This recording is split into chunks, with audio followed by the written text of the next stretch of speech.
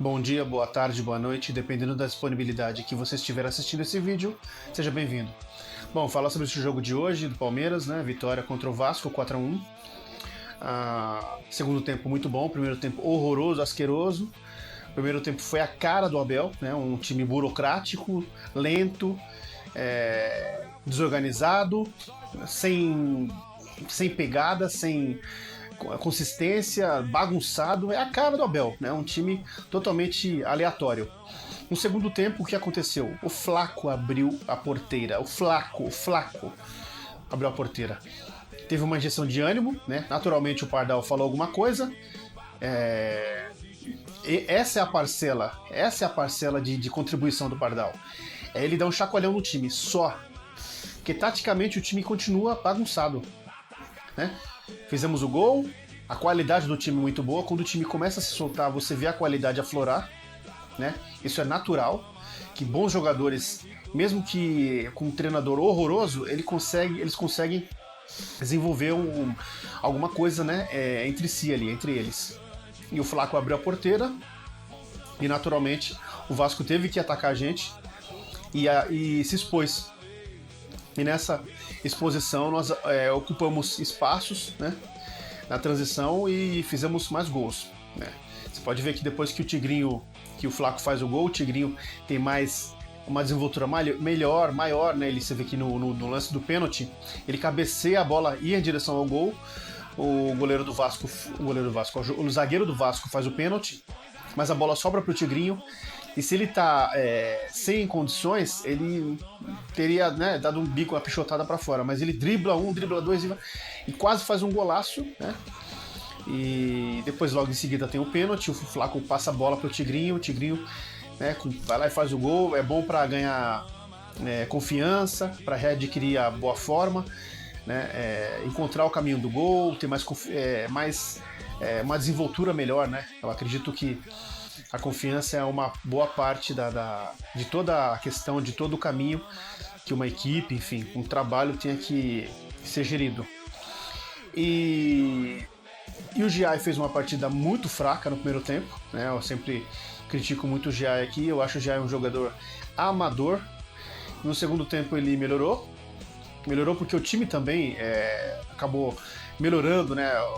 O aspecto anímico também muda muito quando você tem um resultado favorável, acaba favorecendo, fazendo com que os jogadores acabem tendo uma desenvoltura melhor, né?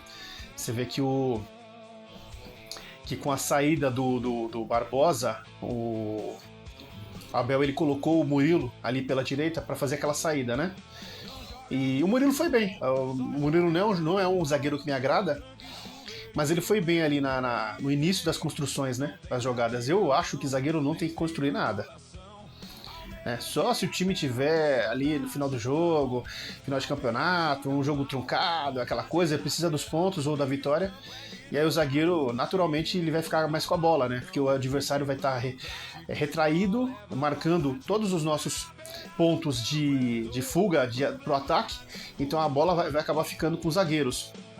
E os zagueiros têm que ter aquele trânsito ali, né, entre a defesa e o ataque para poder levar a bola até os atacantes, porque às vezes os volantes podem também estar sofrendo ali uma certa perseguição do adversário e a bola acaba sobrando naturalmente para o adversário. Como foi contra o Chelsea, né, a bola acabava sobrando sempre pro Thiago Silva, né, e ele ficava ali coordenando as ações do clube inglês contra nós naquela final. Então, basicamente é isso que acontece com o Palmeiras, né? O Murilo ele tem mais qualidade com a bola no pé, com a saída, do que o Gomes, e o Gomes tem mais qualidade em defender, né? Apesar de que o Gomes hoje não fez uma partida legal, não gostei. Inclusive o gol do Vasco, né? Foi ele foi querer tirar a bola, ele acabou encobrindo o Gomes, né? A cobertura dele não foi boa, não gostei. Mas enfim, foi uma partida discreta do Gomes, né? Se emocionou no início da partida, né, no hino, né? Com a torcida, né, a homenagem que fizeram a ele. Mas eu gostei o Tigrinho você vê que ele né, ainda tá devagar, a lesão, né, a falta de ritmo ainda trava um pouco ele, mas ele tem aquela condição, você vê que ele tem com capacidade técnica, né? Você vê que ele tem condições, né? É a questão de maturar mais, né? De ter mais tempo de trabalho aí para ele desenvolver mais e se recuperar esse tempo que ele perdeu, né? Ele tem que recuperar esse tempo que ele perdeu para poder desenvolver o trabalho. O Flaco, como sempre, né? Salvando o Pardal, fez 2 golaços, sempre ali coordenando as ações ofensivas. É um jogador que assim, o Flaco é o seguinte, ele começa a partida irritando muito, né? Porque ele pega umas bolas que ele poderia dar um prosseguimento ou dar um passe, ele acaba querendo carregar muito e na hora de soltar a bola não solta, aí acaba pecando em alguns lances ali no começo do jogo. Aí você acaba pegando uma certa bronca, você fala, pô, o cara não solta a bola, pô. Mas aí no começo do segundo tempo ele vai lá e faz aquele golaço, e aí tira o time da lama praticamente, né? Ele abre a porteira do Vasco, e para você ver como são as coisas, né? Para vocês verem como são as coisas. No primeiro tempo o Vasco foi melhor, todo mundo lá na emissora lá do Rio elogiando, o Vasco foi muito bem. Tá, mas o Vasco foi bem por quê que o Vasco foi bem? O Vasco foi bem porque o Palmeiras também facilitou demais, né? Quando o Palmeiras começa a marcar em cima, faz os gols, começa a sufocar o Vasco não faz nada. Então, quer dizer, aí o pessoal fala, o Vasco piorou, o Vasco... Não, quer dizer, então, que o Palmeiras não tem mérito nenhum, né? Mas vamos lá. Primeiro tempo, o Abel, como sempre, né? O Palmeiras é um time mal treinado, né? Se é que é treinado.